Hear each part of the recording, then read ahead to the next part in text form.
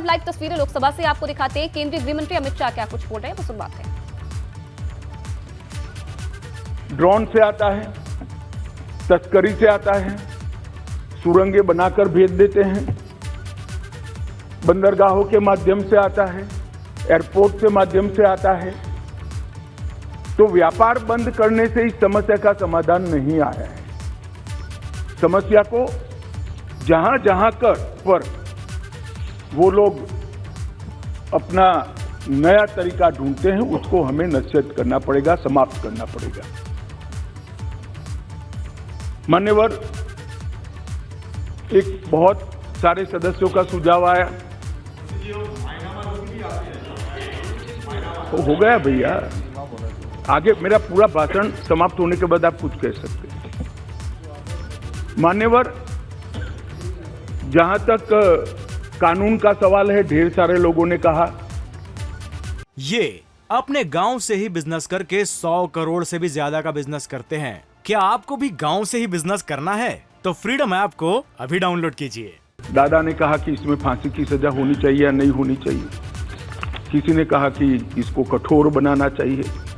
मैं भारत सरकार की नीति बहुत स्पष्टता से इस सदन के माध्यम से देश की जनता के सामने रखना चाहता हूं।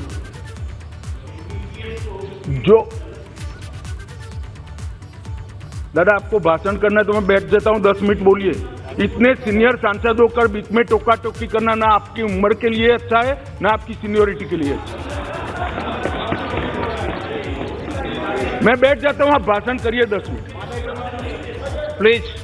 माननीय गृह मंत्री जी, माननीय गृह मंत्री जी, हर बार नहीं करनी चाहिए, विषय की गंभीरता को समझना चाहिए, तो बोले नहीं होते। क्रोधित नहीं होता हूं भैया, समझाता हूं। कई बार समझाना पड़ता है बड़ों को भी। मान्यवर, जहां तक कानून का सवाल है, मैं इस सरकार की नीति को बहुत स्पष्ट करना चाहता हूं। जो ड्रग का सेवन करते हैं वो विक्टिम है, उनके प्रति सहानुभूति का रवैया होना चाहिए और पुनर्वसन की तैयारी और पुनर्वसन की कानूनी प्रावधान होने। परंतु जो ड्रग का व्यापार करते हैं, इसकी तस्करी करते हैं, इसको नीचे तक पहुंचाते हैं, वो चाहे छोटा हो या बड़ा, इसको छोड़ना नहीं चाहिए, उसको कानून के शिकंजे के अंदर डालना। ये भेद अगर हम नहीं करते हैं तो कभी कभार हम विक्टिम के साथ ही दुर्व्यवहार करें। जो बच्चा इसमें फंस गया है, जो युवा फंस गया है, उसको वापिस आने के लिए और समाज इसको फिर से स्वीकार ले, इस प्रकार का सामाजिक माहौल बनाने की भी हम सभी सदस्यों की जिम्मेदारी है। माननीय सरकार की तो है ही, जैसे पाटिल साहब ने कहा, व्यसन मुक्ति केंद्रों से लेकर इनके रिहेबिलिटेशन सेंटर से लेकर सारी चीजें बहुत बनाई गई, मैं बताऊंगा आगे। परंतु एक सामाजिक वातावरण भी हमने तैयार करना पड़ेगा कि जिसने ड्रग ले लिया वो खराब है, ऐसा नहीं है। इसको फिर से समाज के अंदर पुनः प्रस्तापित सम्मान के साथ करने के लिए, एक सामाजिक माहौल बनाने के लिए भी सभी सांसदों ने साथ में मिलकर प्रयास करना पड़ेगा। मान्यवर, जहां तक ड्रग के कारोबार पर सख्ती का सवाल है, भारत सरकार ने विगत 3 सालों से ढेर सारी व्यवस्थाएं की हैं। सबसे बड़ा बदलाव हमने किया है, जैसे गृह मंत्रियों के सम्मेलन में भी मैंने आग्रह से किया था, इसके बाद सभी गृह मंत्रियों और डीजीपी के साथ वीडियो कॉन्फ्रेंस कर भी मैंने कहा था, किसी भी इन्वेस्टिगेशन को हम आइसोलेशन में नहीं देख सकते।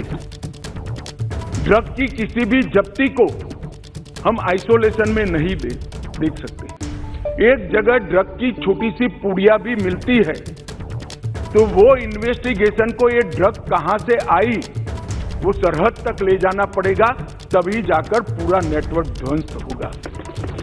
और अगर किसी बंदरगाह पर, एयरपोर्ट पर ड्रग पकड़ा गया तो वो ड्रग छोटे सी छोटी पान की दुकान पर कैसे जाना था, वो पूरे नेटवर्क का अगर हम जांच करते हैं तभी जाकर ये समस्या का समाधान होगा। मैंने सभी गृह मंत्रियों को यह भी कहा है, उसमें राज्य की भी सीमाएं आती है, कई बार अंतर्देशीय सीमाएं भी आती हैं, अंतर्राज्य की सीमा भी आती हैं, सीमा के पार भी इसका इन्वेस्टिगेशन करना पड़ता है। उस वक्त एनसीबी और एनआईए दो ऐसी एजेंसियां हैं जो एनसीबी पूरे देश भर में जांच कर सकती है और एनआईए विदेश में जाकर भी जांच कर सकती है। इसीलिए जब एनआईए का कानून हम लेकर आए तब उसमें ड्रग के कारोबार को हमने डाल दिया था। और मान्यवर, मैंने सभी राज्यों के मुख्यमंत्रियों को विनती किया था कि अगर आपके राज्य में कोई ऐसा केस है जिसके टॉप टू बॉटम और बॉटम टू टॉप इन्वेस्टिगेशन करते वक्त राज्य की सीमाएं लांघनी पड़ती है, तो आप निसंकोच एनसीबी की मदद ले सकते हैं। एनसीबी हरेक राज्य को मदद करने के लिए तैयार है और कटिबद्ध है। और अगर वो इन्वेस्टिगेशन देश की सरहदों के बाहर जाता है तो आप वो इन्वेस्टिगेशन के लिए एनआईए की भी मदद ले सकते हैं। एनआईए आपकी मदद करने के लिए तत्पर है। और मुझे आनंद है मान्यवर, लगभग 42 इन्वेस्टिगेशन राज्यों ने एनसीबी या एनआईए को दिए हैं और सफलतापूर्वक पूरे नेटवर्क को ध्वस्त करने के लिए आज तीनों एजेंसियां, राज्य की, एनआईए और एनसीबी, ये अपने गांव से ही बिजनेस करके 100 करोड़ से भी ज्यादा का बिजनेस करते हैं। क्या आपको भी गांव से ही बिजनेस करना है? तो फ्रीडम ऐप को अभी डाउनलोड कीजिए।